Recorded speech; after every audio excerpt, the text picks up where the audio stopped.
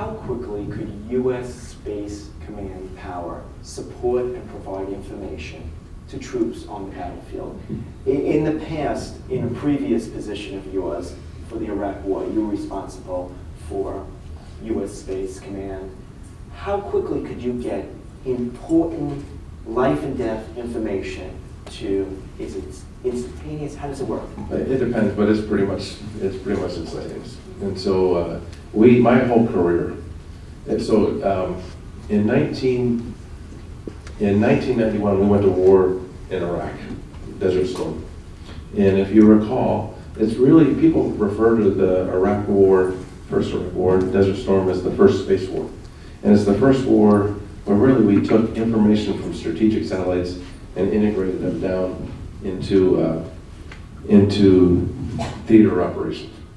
And so if you recall, at the time we did the big left hook through the desert, over featureless terrain at night in the desert. GPS, couldn't do it without it. And at that time, GPS was a fledgling. We didn't even have all the satellites that were up there. If you recall, there was a Scud missile threat.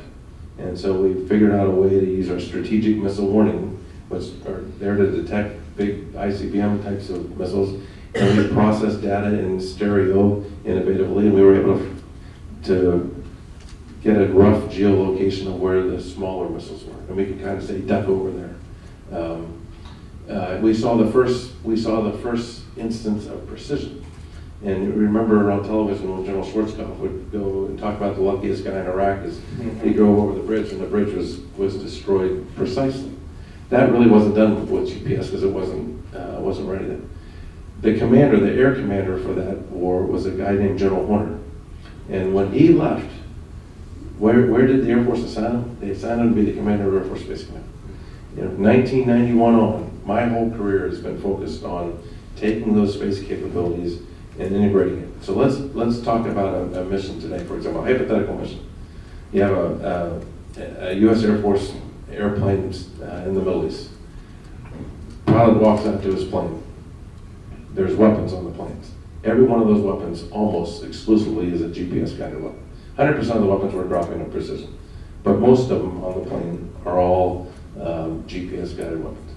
The target development on where that bomb is going to strike has largely been developed with intelligence from space or supported by space. The weather report that he gets is from space. He takes off, the command and control capability that's provided to get that airplane to the right place is command and control via space links. The RPAs, drones as people call them that are flying, are operated via commercial satellite links from space. When the weapon is released and strung, that's done via GPS. Why by commercial satellite? You could do it with others, but that's just the bandwidth we just procure that. It could be done with, but we largely procure commercial bandwidth to do that. Mm-hmm. It's largely flown out of the United States at various locations for effect in the Middle East, all done over space. And so there's nothing we do, absolutely nothing we do as a joint force that isn't enabled by space. Zero. You can ask the Army guy. You're all right, sir. There's nothing.